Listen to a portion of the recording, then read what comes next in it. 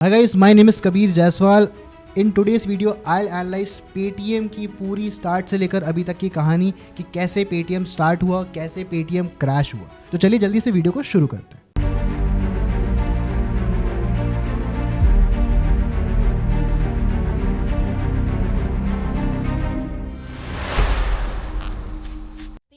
Digital payment app Paytm has come under fire. India's central bank has dropped the hammer on Paytm Payments Bank. Persistent non-compliance, that is what the Reserve Bank has stated in its order. The RBI has struck hard. Paytm का बुरा वक्त चल रहा है। ऐसे में काफ़ी लोग विजय शंकर शर्मा और Paytm को इमोशनल सपोर्ट एक्सटेंड कर रहे हैं। RBI के एक्शंस को अनफेयर बताते हुए उम्मीद कर रहे हैं कि Paytm will bounce back. Of course उस कम्युनिटी के लोग फेलो एंटरप्रेन्योर्स को सपोर्ट तो करेंगे ही, but as a retail investor, as a customer and as a citizen of this very country, मेरे ओपिनियंस एकदम उल्टे हैं। Paytm के साथ जो भी हो रहा है आज, ये उनके एक्शंस की वजह से हो रहा है। इनफैक्ट ये मुझे बहुत इंसल्टिंग फैक्ट लगता है कि अगर इंडिया के सो कॉल्ड पायनियर का ये हाल है तो बाकियों का क्या होगा। This company was supposed to be the best. Digital payments में इतनी सारी तारीफ हुई, फिर इतनी बड़ी ब्रांड बनाने के बाद अगर 5 साल तक ये कंपनी RBI के रेगुलेशंस को फॉलो नहीं करे और अपने मल्टीपल ओकेशंस पे अपने कस्टमर के साथ, इन्वेस्टर्स के साथ और रेगुलेटर्स के साथ धोखा करे, तो यार बताओ मैं कैसे किसी को गर्व से ये बता पाऊंगा कि मेरे देश का पायनियर कौन है। इस वीडियो से मैं ये कन्वे नहीं कर रहा हूँ कि Paytm बंद हो चुका है। हम बस यही डिस्कस करेंगे कि क्या चल रहा है और क्या बंद हो चुका है। सही क्या है और गलत क्या है ये आप जज खुद कर सकते हो। Let me tell you everything What is wrong with this very app? चलिए शुरू करते हैं। तो कहानी शुरू होती है 2015 से, जब Paytm को पेमेंट्स बैंक का लाइसेंस मिला RBI से। 2017 में Paytm ने पेमेंट्स बैंक का बिजनेस कमेंस कर दिया और अगले ही साल 2018 में RBI ने Paytm को बैन कर दिया न्यू कस्टमर्स ऑनबोर्ड करने के लिए, ना सिर्फ बैंक बल्कि वॉलेट्स में भी। Paytm wallets is completely different from Paytm payments bank account. अगर आप एक Paytm यूजर हो और आपको सिर्फ वॉलेट यूज करना है तो भी आपको एक KYC तो करवाना ही पड़ेगा। KYC कंप्लीट करने के लिए आपको भेजा जा रहा था आपकी पास वाली दुकान पे, जहाँ पे आप अपना थंब प्रिंट रजिस्टर करो, आधार कार्ड OTP दो और कंप्लीट KYC करो। बस लोगों को ये नहीं पता था कि जिस KYC फॉर्म पर वो साइन कर रहे हैं उसके अंदर एक और छोटी सी कंडीशन मेंशन है, जिसके तहत आपका पेमेंट्स बैंक अकाउंट भी खोल दिया जाएगा। लाखों लोगों का बैंक अकाउंट खोल दिया गया एक छोटी सी ट्रिक करके। सिर्फ कुछ ही कस्टमर्स को ये बात समझ आई जब उनसे सेकेंड OTP मांगा गया, तब उनका दिमाग चला यार सेकेंड OTP तो नहीं लगना चाहिए, and they were right. Second OTP bank account खोलने के लिए था। जब उन्होंने सेकेंड OTP को शेयर करने से मना कर दिया तो उनका वॉलेट का KYC भी नहीं हुआ। उसके बाद Paytm ने एजेंट्स को भी रिक्रूट किया बैंक अकाउंट खोलने के लिए और उन्हें पर अकाउंट 50 रुपये का इंसेंटिव मिलता था। तो जिस तरह इंश्योरेंस वाले आपके पीछे पड़ जाते हैं ना पॉलिसी बेचने के लिए, वैसे ही Paytm के एजेंट्स भी लग गए आपका अकाउंट खुलवाने के लिए। और RBI ने Paytm को इसलिए रोका क्योंकि they felt decision making to open an account is not with the customer but with the agent. मतलब कस्टमर के कंसेंट के बिना ही उसका अकाउंट खोला जा रहा था। मामला और बिगड़ गया जब एजेंट ने अपने नीचे सब एजेंट रख लिए और 20-30 की रेशियो में डिवीजन होने लगा, जिसमें सब एजेंट्स को 30 रुपीज़ होते थे और एजेंट के पास 20 रुपीज़। ये एक तरह का बहुत बड़ा MLM स्कैम सा बन गया और इस सो कॉल्ड MLM स्कीम को प्रमोट भी खुलेआम किया जा रहा था। 2019 में ये बैन लिफ्ट हुआ और अक्टूबर 2021 में RBI Paytm पर 1 करोड़ रुपए का हैवी फाइन लगा देती है, क्योंकि जो इन्फॉर्मेशन Paytm ने RBI को सबमिट की थी वो पूरी तरह से गलत थी। यानी तीनों पार्टीज के साथ गलत हुआ था, RBI, retail investors and customer. RBI को गलत इन्फॉर्मेशन सबमिट करी, रिटेल इन्वेस्टर को हायर वैल्यूएशन पर स्टॉक डंप किया और कस्टमर्स को बिना बताए उनके नाम पर लाखों अकाउंट्स खोले। 2022 में RBI ने Paytm पे ये बैन फिर से लगाया। इस बार Paytm के IT सिस्टम काफ़ी ज़्यादा वल्नरेबल थे, साइबर सिक्योरिटी के इश्यूज भी थे, KYC, anti money laundering compliances को Paytm ने फुलफिल ही नहीं किया था। बेसिकली समझे तो एकदम लाला टाइप का काम चल रहा था, बस चल रहा है तो चल रहा है। इसलिए RBI ने एक्सटर्नल ऑडिट किया। इस ऑडिट की रिपोर्ट RBI को अक्टूबर 2022 में मिली। उसमें यह था कि Paytm के KYC डेटा में सीवियर लैप्सेस हैं। Paytm अकाउंट होल्डर्स के रियल बेनिफिशियरीज को आइडेंटिफाई ही नहीं कर पा रही थी। ऐसे अकाउंट्स में लार्ज ट्रांजैक्शंस हो रहे थे, बट Paytm को यह बिल्कुल भी नहीं पता था कि पैसा किसको और कहाँ जा रहा है। एक साइबर सिक्योरिटी ब्रीच भी हुआ था जिसकी रिपोर्ट पेटीएम ने आरबीआई को लेट सबमिट करी। इनफैक्ट जो video based customer KYC process है उसमें भी काफ़ी लूपहोल्स थे। इनका सिस्टम इंडिया के आउटसाइड एड्रेसेस को प्रिवेंट ही नहीं कर पा रहा था। अब यार आप एक बात बताओ, and I am trying to calm myself down while saying this, कि इंडिया का इतना ज़्यादा बड़ा ब्रांड है बट उसके केवाईसी प्रोसेस में इतने सीवियर लूप होल्स कि एक पैन नंबर पे 10,000 अकाउंट मैप्ड हैं। ललन टॉप में फीचर हुए एक टैक्स एक्सपर्ट ने यह भी बताया कि दैट मीन्स पेटीएम ने आपको इंटरेस्ट तो दिया बट उसकी इन्फॉर्मेशन आपके पैन के अगेंस्ट इनकम टैक्स डिपार्टमेंट को अभी तक रिपोर्ट नहीं करी। या क्या पता अभी वो कर रहे हो, बट अगर एक ही पैन नंबर पे 10,000 लोगों के अकाउंट्स मैप्ड हैं तो बेचारे एक ही बंदे की इनकम 10,000 लोगों की इनकम में जुड़ी हुई आई होगी और बाकी हज़ारों कस्टमर्स को इंटरेस्ट तो मिला होगा बट उनके अकाउंट में रिफ्लेक्ट नहीं हुआ होगा। ये बातें हैं अक्टूबर 2022 की। करीब 12 महीने बाद 2023 में आरबीआई ने 5.4 करोड़ की हैवी पेनाल्टी लगाई पेटीएम पे। रीजन था केवाईसी का again non compliance. Now it's very difficult to comprehend कि अक्टूबर 2022 से लेकर 2023 तक के टाइम में पेटीएम के पास अपनी केवाईसी रिलेटेड इश्यूज को सॉर्ट करने का टाइम ही नहीं मिला। इतने हाईली रेगुलेटेड सेक्टर में मैंने और किसी एंटिटी को ऐसा नहीं देखा कि जो इतनी हीट हो, बार बार बैन होने के बाद भी आरबीआई के नॉर्म्स को ना कंप्लाई करे। और ये कोई छोटी मोटी कंपनी नहीं है, this is the Pioneer of fintech industry in India. 2022 में ऑडिट रिपोर्ट आने से एक महीने पहले ईडी ने भी पेटीएम के ऑफिस पर रेड किया था चाइनीज़ लोन ऐप के कनेक्शन में, क्योंकि पेटीएम के इन्वेस्टर्स चाइनीज़ हैं।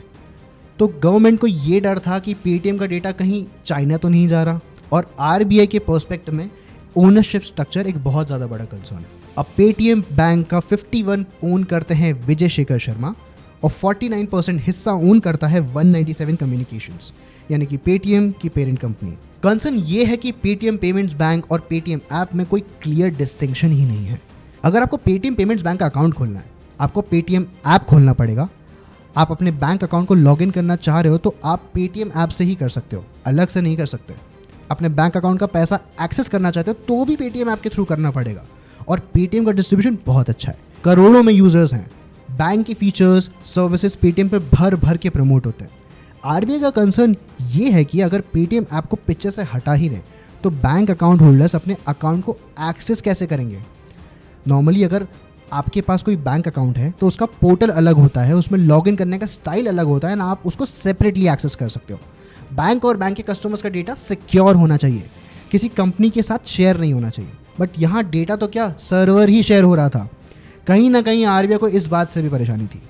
दूसरी तरफ यूजर्स की साइड पे देखें तो यूजर्स भी बहुत परेशान थे, लेकिन पेटीएम ऐप पर क्लियर डिस्टिंक्शन नहीं था कि कौन सा फीचर ऐप का है और कौन सा फीचर बैंक का है। और पेटीएम का ऐप भी हद से ज़्यादा कंफ्यूजिंग है लिटरली। तो इस चीज़ को सिंप्लीफाई करने के लिए पेटीएम ने बाद में बैंकिंग सर्विस पर ऊपर लिख भी दिया था, powered by Paytm's payment bank, but the damage was already done. 2019 से लेकर 2023 तक पेटीएम पेमेंट बैंक के अगेंस्ट जो कंप्लेंट्स आई थी वो 6 गुना तक बढ़ गई थी। सबसे बड़ा कंप्लेंट का रीजन यही था कि लोगों को ऐप देखकर समझ ही नहीं आ रहा था कि कौन सा फीचर पेटीएम का है कौन सा बैंक का, क्योंकि बैंक का 51% विजय शेखर शर्मा ओन करता है। कंसर्न की लिस्ट में ये डाउट आ सकता है कि पेटीएम बैंक का पैसा और पेटीएम का पैसा आपस में फ्लो तो नहीं हो रहा है, वो भी outside the purview of regulations. तो ये तो थे आरबीआई के कंसर्न।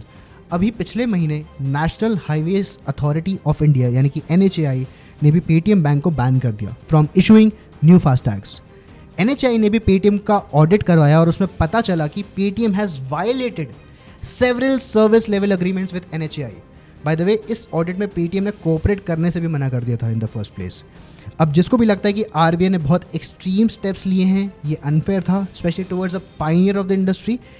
आरबीआई के नोटिफिकेशन में पेटीएम बैंक के लिए ये बात लिखी है कि external auditors reveal non compliance and continued material supervisory concerns in the bank. देखो, I am not refusing to acknowledge the progress of Paytm और विजय शेखर शर्मा का विजन, वो सब है और ये अच्छी बात भी है, but it's also equally important to consider the cost कि एक बार बैन किया जाता है, 2 बार बैन किया जाता है या 3 बार बैन किया जाता है, करोड़ों रुपए की पेनाल्टी भी लगा दी जाती है।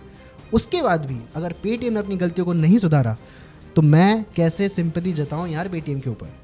ना सिर्फ आरबीआई बल्कि NHAI जैसी बॉडी ने भी इसे बैन कर दिया। यार ईडी वाली बात को तो मैं बीच में नहीं लेके आऊँगा, बिकॉज वहाँ भी कुछ कंक्लूसिवली प्रूव नहीं हुआ है। इनफैक्ट ईडी भी भाई बैठा है अभी कि अगर हमें कोई सबूत मिलता है तो हम भी मनी लॉन्ड्रिंग की इन्वेस्टिगेशन करेंगे।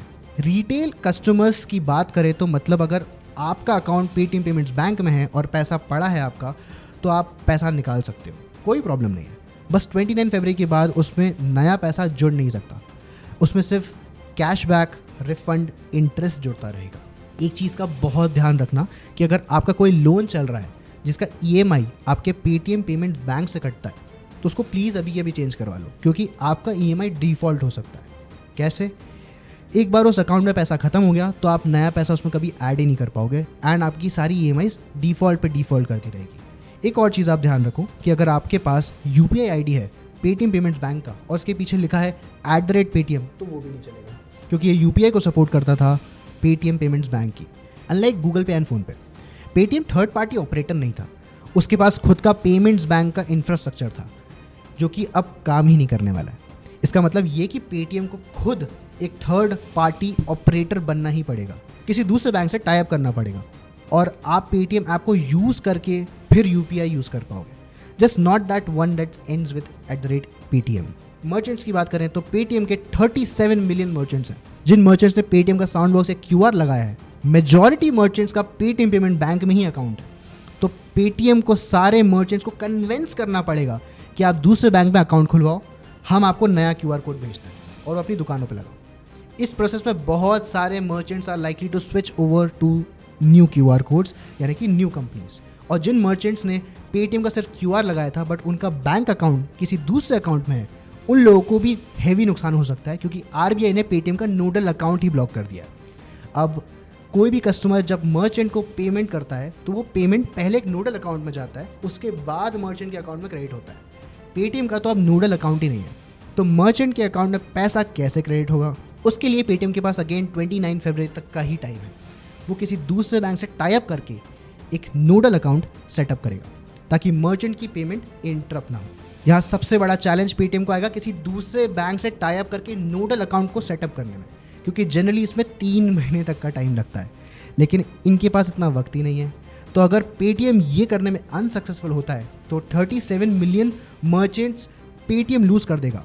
और मान लो चमत्कार हो भी जाता है, नोडल अकाउंट सेटअप हो भी जाता है, तो भी कितने मर्चेंट पेटीएम के नए नोडल अकाउंट के सेट होने तक का वेट करते रहेंगे और कल ही जाके नया QR अपनी दुकान पे नहीं चिपका लेंगे। जनरली सब लोग के लिए बैड न्यूज़ है, एक्सेप्ट मी। मैं नहीं, बिकॉज ना तो मैंने पेटीएम के IPO में इन्वेस्ट किया और ना ही मैंने उसके किसी शेयर को खरीदा, बट जिन्होंने भी खरीदे उसके शेयर्स, उनकी तो लग गई भैया।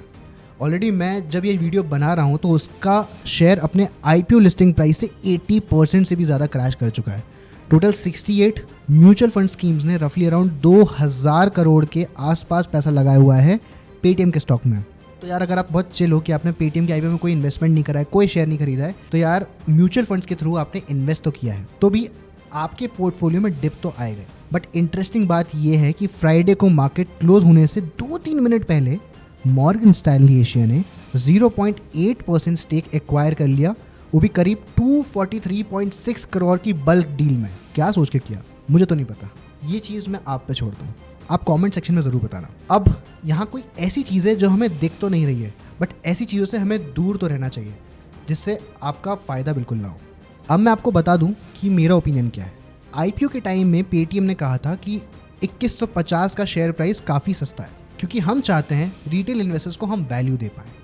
विजय शेखर शर्मा ने भी यही कहा था कि we are just gathering ingredients, not even started cooking yet, we don't even have an appetizer yet. इसका हिंदी में अनुवाद ये है कि अभी तो हमने ढंग से शुरू भी नहीं किया है, अभी तो आगे आगे देखो होता है क्या।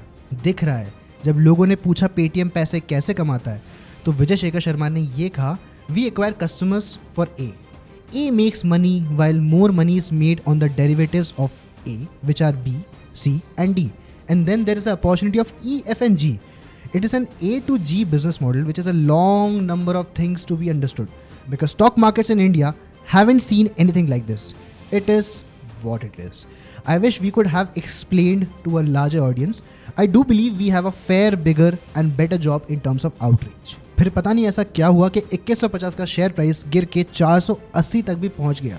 अभी वाला 480 नहीं, इसके पहले भी इतना ही प्राइस गिर चुका है। तब पेटीएम ने पता है क्या किया था, शेयर बायबैक।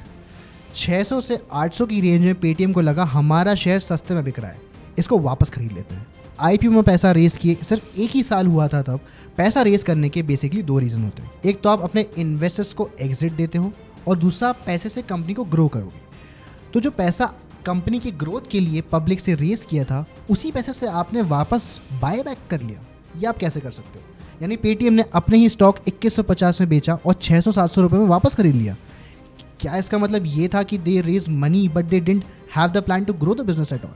तो ये थी पेटीएम की अब तक की पायनियर से लेकर क्रैश होने तक की पूरी कहानी। अगर आपका कोई भी ओपिनियन में से मैच नहीं करता तो प्लीज़ मुझे कमेंट सेक्शन में ज़रूर बताओ, मैं आपको पक्के से रिप्लाई करूंगा विद प्रॉपर एविडेंस। एंड अगर आपको लगता है आप मेरे ओपिनियन से सहमत हो तो please stop using Paytm right away. Thank you. For more such issue analysis, subscribe to our channel and like this video. Follow Legal & Law School for more.